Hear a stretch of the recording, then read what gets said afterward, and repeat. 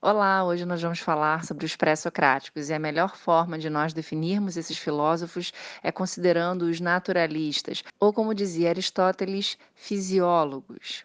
Nesses pensadores não havia um olhar reducionista ou objetivista que buscasse controlar ou manipular ou até mesmo explorar a natureza. Com eles, nós vemos uma perspectiva diferente sobre a relação humana com a natureza, porque, segundo eles, o que há nela é pura dinâmica. Há ali uma força transformadora, um movimento que busca sempre uma progressiva harmonia entre as suas partes. E é exatamente porque há esse processo progressivo de equilíbrio entre as partes que nós vemos na natureza uma harmonia constante. A contribuição desses primeiros pensadores ao desenvolvimento do pensamento filosófico encontra-se dentro de um conjunto de noções que tentam explicar a realidade, tirando do sobrenatural as justificativas sobre os acontecimentos que aqui se passam. Os principais conceitos que nós vemos entre os pré-socráticos são a ideia de physis, a noção de causalidade, o conceito de arqué, cosmo e logos, todos eles buscando dar um sentido à vida a partir de explicações naturais. Dentre as características que eu citei, a central é o apelo à noção de causalidade. A partir da concepção de que tudo possui uma causa, percebe-se que cada fenômeno é efeito e, ao mesmo tempo, causa de um fenômeno posterior. Com os pré-socráticos, essa visão é analisada de maneira regressiva. Portanto, cada fenômeno possui uma causa, que também possui uma causa anterior, e assim sucessivamente.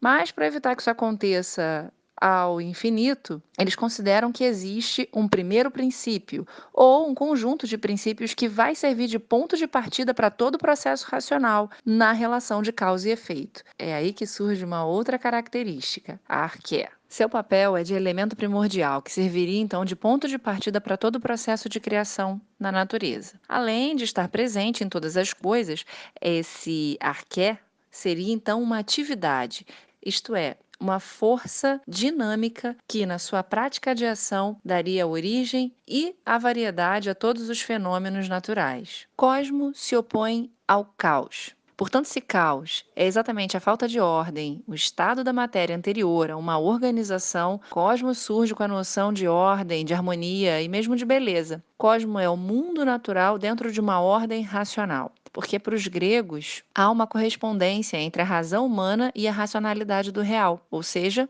o cosmos. Ele pode, portanto, ser compreendido a partir do que nós vamos chamar depois de ciência e pode ser explicado. Daí, inclusive, a origem da palavra cosmologia, como uma explicação dos processos e fenômenos naturais e como uma teoria geral mesmo sobre a natureza e o funcionamento do universo. O termo grego logos significa literalmente discurso e vai em oposição ao conceito de mitos, que significa narrativa de caráter poético e que, portanto, recorria aos deuses e aos mistérios para realizar a sua descrição sobre o real. Já o conceito de logos, ele vai buscar explicar a realidade, buscando razões para isso na própria realidade. É nesse sentido que discurso aí não é fruto de uma inspiração ou de uma revelação, mas é construído a partir do entendimento humano sobre a natureza. É um discurso argumentativo e que busca explicações para justificar as ideias apresentadas. É exatamente pela possibilidade da construção de discursos